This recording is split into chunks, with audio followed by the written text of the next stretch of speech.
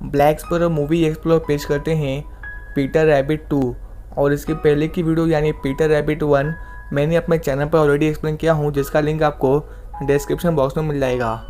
सो बिना किसी देरी के let's start the video. Movie के स्टार्ट में हम बी और थॉमस की शादी देखते हैं, जहाँ पर सभी एनिमल्स होते हैं और हैप्पीली बी और थॉमस की शादी हो जाती है। जिसके बाद सीन शिफ्ट होकर हमें कुछ समय बाद थॉमस और बी के टॉय स्टोर का दिखाते हैं, जहाँ पर बी ने सारे रैबिट्स के ऊपर बुक लिखी होती है जिसका नाम होता है पीटर रैबिट, और ये बुक काफ़ी ज़्यादा पॉपुलर होती है जिसे सभी लोग काफ़ी पसंद भी करते हैं।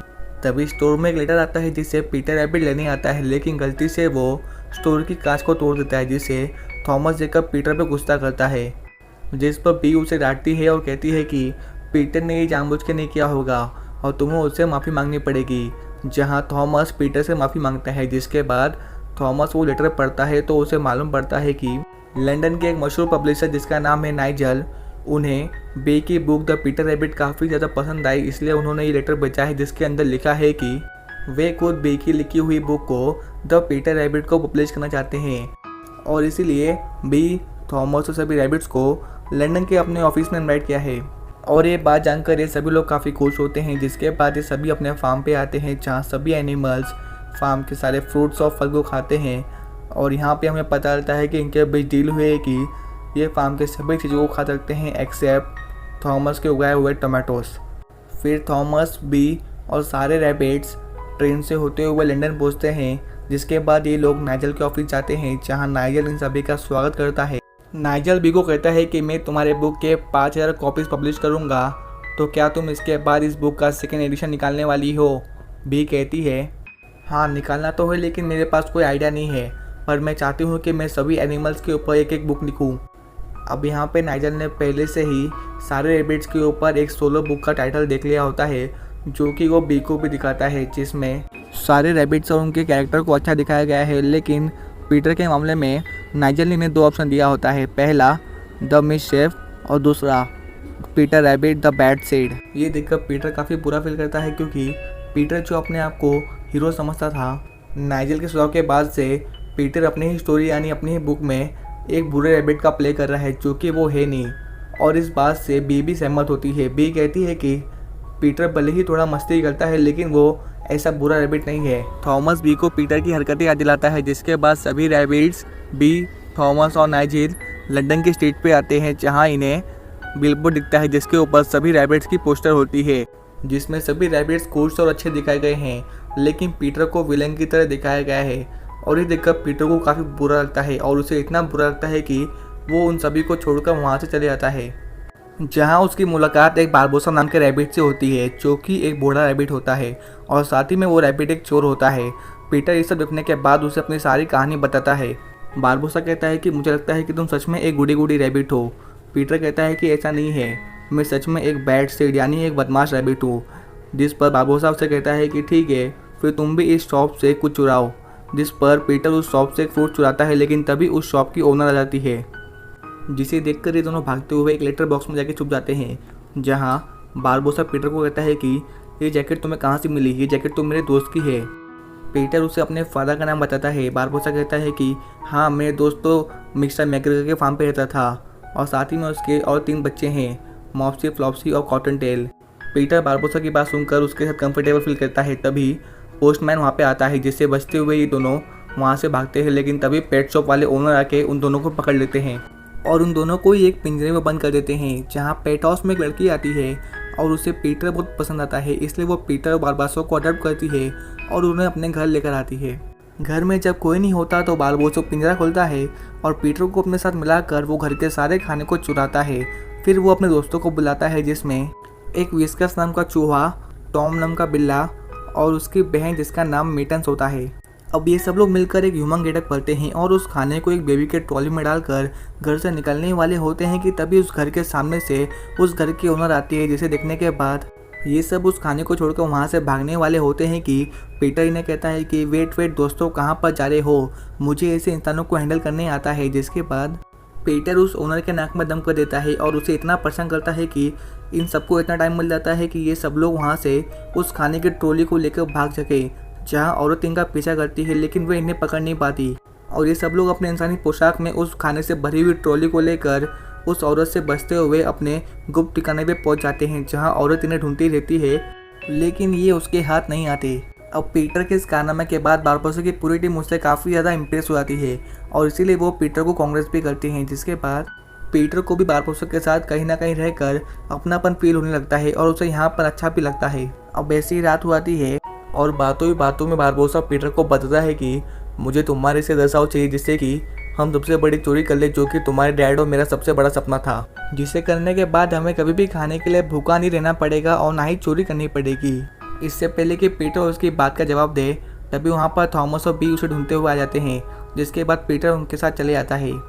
पर फार्म पे पहुँचने के बाद भी पीटर के मन में सिर्फ बारबोसा की बात ही चल रही होती है और जैसे ही थॉमस और बी अपने शॉप के लिए जाते हैं, उसके बाद पीटर सभी रैबिट्स को लेकर ट्रेन से होते हुए लंदन पहुंचता है और अपने भाई बहनों को बारबोसा से मिलाता है। बारबोसा उन्हें देख के कहता है कि वो तुम सब कितने बड़े हो गए हो, मैंने जब तुम्हें लास्ट टाइम देखा था तब तुम सब बेबीज़ थे। और वो उन सभी को उनके नाम यानी बेंजामिन, कॉटनटेल, फ्लॉप्सी और मॉप्सी के नाम से पुकारता है, जिससे उन सभी को उस पर भरोसा हो जाता है कि ये उनके फादर का दोस्त है। पीटर बारबोसा को उन सभी को उसके सबसे बड़े चोरी के प्लान में शामिल करने बोलता है, जिसके लिए बारबोसा पहले तो मना करता है, लेकिन पीटर और उसकी टीम की काबिलियत को देखकर वो इन सबको शामिल कर लेता है। तो दूसरी ओर बी और थॉमस के शॉप पर नजर आता है, जो बी से कहता है कि तुम्हें बुक के सेकंड पार्ट के लिए रैबिट्स के कैरेक्टर को अपग्रेड करना चाहिए, लाइक तुम उन सबको टी शर्ट पहनाओ और उन सभी को बीच या फिर स्पेस में भेजो, जिससे कि पीपल्स को उन सभी को पढ़ते वक्त ज़्यादा इंटरेस्ट आए। वहीं बारबोसा पूरी टीम को प्लान समझाता है और कहता है कि हम सभी को फार्मर्स मार्केट से चोरी करनी है, जहां पर सारे फार्मर्स अपने उगाए हुए फल फ्रूट को लाकर सेल करते हैं। पर हम सबका एम यानी लक्ष्य वो फल फ्रूट नहीं, बल्कि सारा नाम की लड़की के लगाए हुए शॉप में वो ड्राइड फ्रूट्स है यानी सूखे फल, जो कि स्वाद में भी मीठे हैं और जल्दी ख़राब भी नहीं होते, इसलिए हम उन ड्राइड फ्रूट्स को कहीं भी लेकर आ जा सकते हैं। लेकिन उन सबको पाना इतना आसान नहीं है, क्योंकि उस शॉप की ओनर, जिस लड़की का नाम है सारा, वो उस शॉप को छोड़ के कहीं नहीं आती। बस उसका एक ही वीक पॉइंट है, जो कि सामने वाली शॉप में खड़ा हुआ लड़का विलियम, और सिर्फ उससे ही डिस्ट्रैक्ट होती है। और उसी पल में हमें उसके शॉप के सारे ड्राई फ्रूट्स को चुरा कर मार्केट के बाहर एक ओल्ड मैन अपने कार लेकर आएगा और हम सबको इन सारे ड्राई फ्रूट्स को उसकी कार में रखना है, जिसके बाद हम उस कार में बैठकर इन सारे ड्राई फ्रूट्स को लेकर वहाँ से चले आएंगे और इस तरह हमारी सबसे बड़ी चोरी कंप्लीट होगी। तभी वो बिल्ला टॉम कहता है कि हमें इस प्लान के लिए और भी साथियों की ज़रूरत पड़ेगी, जिस पर पीटर कहता है कि मेरे और भी फ्रेंड्स हैं, मैं उन सभी को लेकर आऊँगा।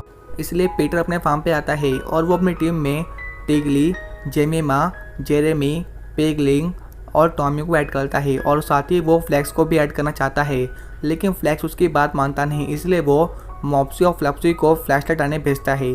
और जब इसकी बहनें टॉर्च लेकर आती है, तब इनके सामने से थॉमस पेंटिंग करती हुई बी के पास आता है और वो बी को अपने रसीले टमाटोस टेस्ट कराता है, ताकि फार्मर्स मार्केट में बेचने से पहले उससे अपने टमाटोस का टेस्ट मालूम पड़ सके। तभी वो बी की पेंटिंग देखता है, जिसमें उसने नाइजल के आइडिया को इम्प्लीमेंट किया होता है।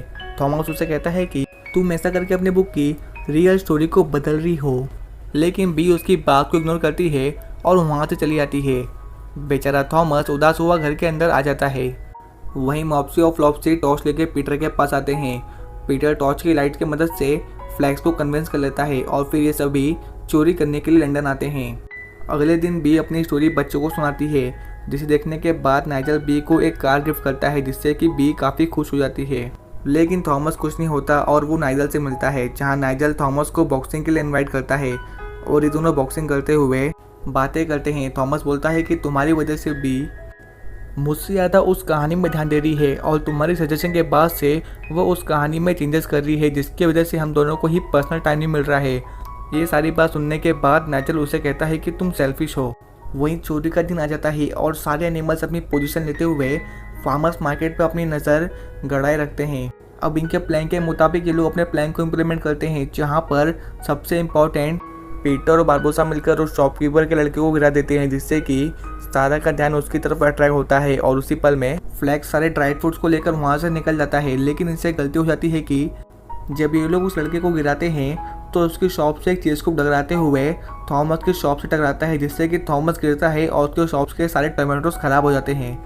वहीं बारबोसा की पूरी टीम ड्राई फ्रूट को ट्रक में भर देती है और ये लोग यहाँ पे गेम खेलते हैं। बारबोसा की टीम पीटर और बारबोसा को छोड़कर बाकी सभी एनिमल्स को एडॉप्शन सेंटर में बंद कर देते हैं और फिर पीटर, बारबोसा और उसकी पूरी टीम उस ट्रक के साथ निकल जाते हैं। थॉमस देखता है कि एक तरफ पीटर ट्रक में बैठकर जा रहा है तो दूसरी ओर सारे एनिमल्स को एडॉप्शन सेंटर वाले पकड़ लेते हैं। पीटर के पूछने पर बारबोसा कहता है कि ये सब उनका प्री प्लान था और ये बात उसने इनसे छुपा के रखी थी क्योंकि इन्हें इनके ड्राई फ्रूट्स को शेयर नहीं करना था। और साथ ही उसे ये भी पता देता है कि उसे पीटर और पीटर की फैमिली के बारे में उस पीटर रैबिट बुक से मालूम पड़ी। वो हकीकत में उसके फादर को जानता नहीं था और ये सब कुछ झूठ था। इन्हें तो बस उनकी मदद चाहिए थी, पर पीटर को वो लोग सच में अपनी टीम का हिस्सा मानते हैं। लेकिन पीटर उनकी बात से नाराज़ होता है और उन पर गुस्सा करते हुए वो ट्रक से कूद जाता है। जिसके बाद पीटर उस शॉप पे पहुंचता है और उसी वक्त थॉमस भी उस शॉप पे आता है और ये लोग देखते हैं कि इनकी आंखों के सामने सारे एनिमल्स को कई सारे लोग अपने साथ अडॉप्ट करके लेके आते हैं। इसलिए थॉमस पेट शॉप वाले को रिश्वत देकर उन सभी का एड्रेस पता लगाता है। जिसके बाद थॉमस और पीटर अपनी कार स्टार्ट करके उन सभी को बचने के लिए निकलते हैं। लेकिन पीटर कहता है कि फ्यूल खत्म होने वाला है और तभी कार बंद हो जाती है। इसलिए थॉमस और पीटर बी के पास जाते हैं और बी पब्लिश हाउस में होती है और बी भी पब्लिशर्स के सुझाव सुनकर परेशान हो गई होती है। पीटर को देखकर नाइजेल उसे परेशान करता है सभी के सामने। बी ये देखकर उसे गुस्सा करती है। नाइजेल उसे कहता है कि तुम अपनी कहानी के अंदर और भी रैबिट सेट कर लो, लेकिन बी इस बात पे गुस्सा हो जाती है और वो नाइजेल से अपना कॉन्ट्रैक्ट तोड़ देती है। जिसके बाद वो थॉमस और पीटर के साथ अपनी कार लेकर सारे एनिमल्स को ढूंढने के लिए निकल जाती है। जिसके बाद एक एक करके सभी एनिमल्स को वो लोग ढूंढ लेते हैं और अब इसके बाद पीटर अपनी बहनों और बेल्जियम के साथ बारबोसा के ठिकाने पे आता है और बारनबास की टीम उन्हें देखकर उन्हें पकड़ने की कोशिश करती है। लेकिन पीटर की टीम और पीटर बारनबास से सीखी हुई बातें उसी पे अप्लाई करते हैं और उन सभी को पकड़कर एक रस्सी की मदद से कार से बांध देते हैं, जिससे कि वे सब लोग फार्मर्स मार्केट में पहुंच जाते हैं, जहां पर पेट शॉप वाले उनको पकड़कर पेट शॉप में रख देते हैं। और फिर थॉमस, बी और सारे रैबिट्स मिलकर सारा के ड्राइड फ्रूट उसे दे देते हैं। जिसके बाद हम अंत में देखते हैं कि थॉमस और बी को एक बेबी हुआ है और ये एक बेबी गर्ल होती है जिसे रैबिट्स अपने बहन की तरफ प्यार करते हैं। और यहीं पर ये मूवी एंड होती है।